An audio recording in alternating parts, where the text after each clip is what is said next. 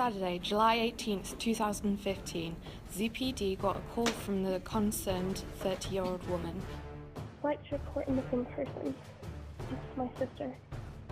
She's been gone for a whole day, and I've gone over to her house. I even talked to her friends and her work, but no one knows where she is. We had plans to go out the other day, and she never called me back.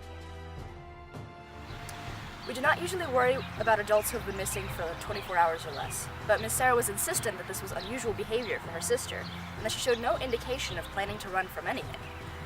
I remember it being a fairly slow weekend, so the department sent me out here to check it out and to meet the sister. ZPD went to the running path and questioned locals around the area.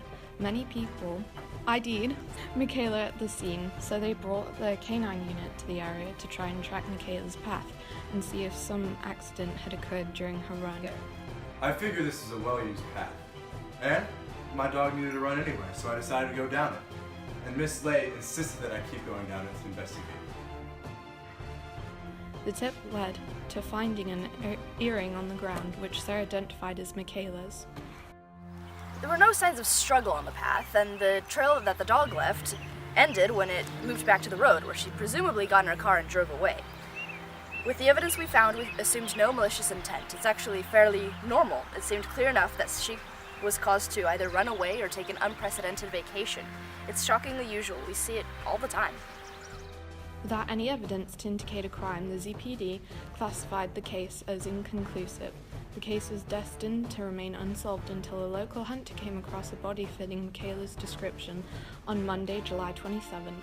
A full 9 days after the initial missing person report, after an examination from the medical examiner, it was determined to be Michaela. So I was just hiking, and then I heard a bunch of flies, and then all of a sudden there was a dead person. It was super gross. With the report of finding Michaela's body, Detective Kopat knew that her disappearance was a homicide, not a runaway case. I worked with the coroner to try to identify how Michaela was killed. Even though there was quite a bit of deterioration of the body, we were able to study an unusual wound on her head, which indicated some kind of blunt force trauma that occurred there. Abrasions on her forearms and palms first appeared to show signs of a struggle, but with further observation, we noticed she didn't have any debris under her nails, meaning she didn't scratch her attacker. She didn't have bruises on her knuckles either, revealing that it is likely she didn't defend herself.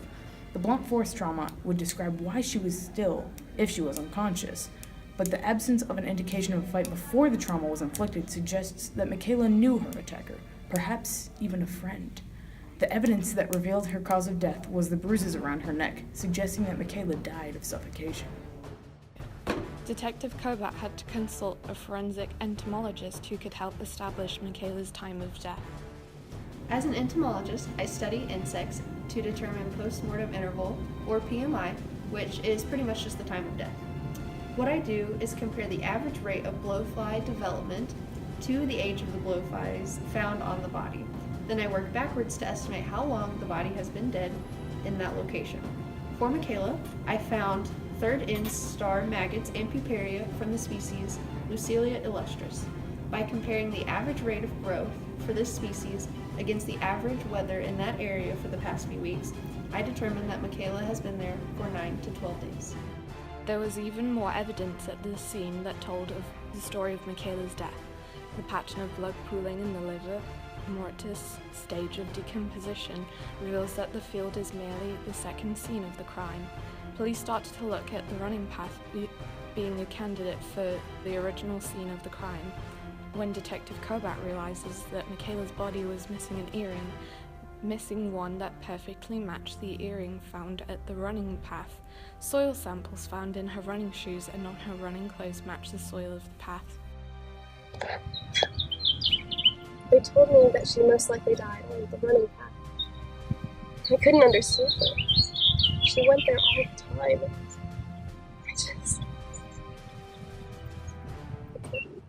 Police continued their search for a suspect. They interviewed family members, old boyfriends, and close friends, only to come up empty. The tide of the case turned when Detective Kobat took a trip to the news station Michaela worked at. In her office, police found several articles in progress that revealed many dark secrets. One particularly interesting case involved Walters, a stock and financing aiding company, where Michaela found evidence of money embezzlement. The CEO was brought in for questioning, and it seemed like a dead end until Detective Kerbat uncovered a poignant-like relationship between Mr. Simmons' secretary and Michaela. I could sense right away that something was wrong with Mr. Simmons. I could sense something was not right about the way he was telling me what he was telling me. He was correct in the fact that Michaela and Olivia had met up for a run, or at least for coffee, but he was hiding something. I just knew it. The police decided to keep Jack in custody as they took Olivia in for questioning. Guilt of their actions eventually won out, and Olivia confessed to being the perpetrator of the act. She was sentenced to life sentence in jail for murder, and Jack Simmons received the same sentence for embezzlement and assisted murder. Olivia Buck was Mr. Jack Simmons' personal secretary. He was the CEO of Walters. She and Michaela Lay were best friends since the 4th grade and apparently inseparable ever since. During the course of the case, the police discovered that Olivia did in fact accompany Michaela on her run that fateful Thursday. It was not unusual, though. Michaela did often run on her own, and she would not have questioned Olivia's insistence to join her. According to Olivia's testimony, Michaela had been looking into Walters' affairs and had been sharing her concern about potential embezzlement with her boss, Mr. Simmons. Michaela also hinted that she suspected Mr. Simmons had an accomplice, that there was potentially too much money being stolen for only Jack Simmons to be exploiting it, based on the lifestyle he was living. Olivia panicked, for what Michaela did not know was that Olivia was the assistant. Thus, the plan to silence Michaela was hatched. Olivia offered to go on a run with Michaela on Thursday morning, knowing her friend's habits well. She had Mr. Simmons on standby to help her after the deed was done. While running, Olivia intentionally tripped Michaela. Once she was on the ground, Olivia walked forward, under the guise of helping her, only to bash her head in with a rock.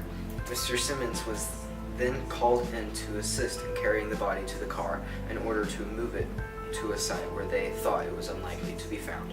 Unfortunately for them, Courtney Anderson often uses the open field they chose to hike through.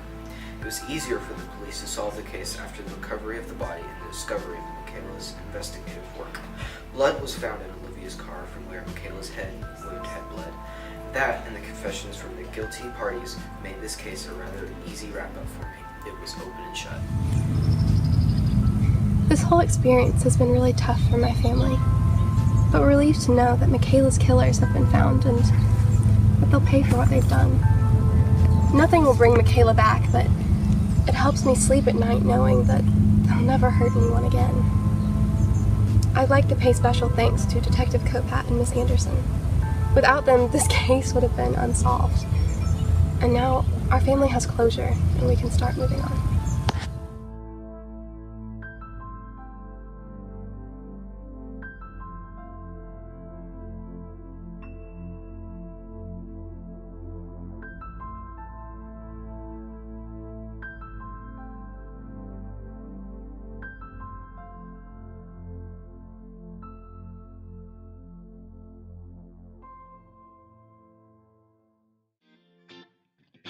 Boy, this is, believe it or not, our best trained dog, and he's not.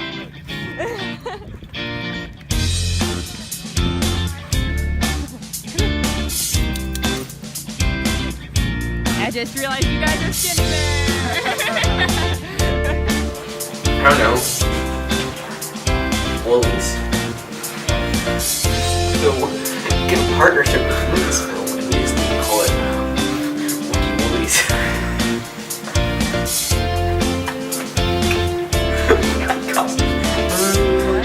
I'll, like, put the audio.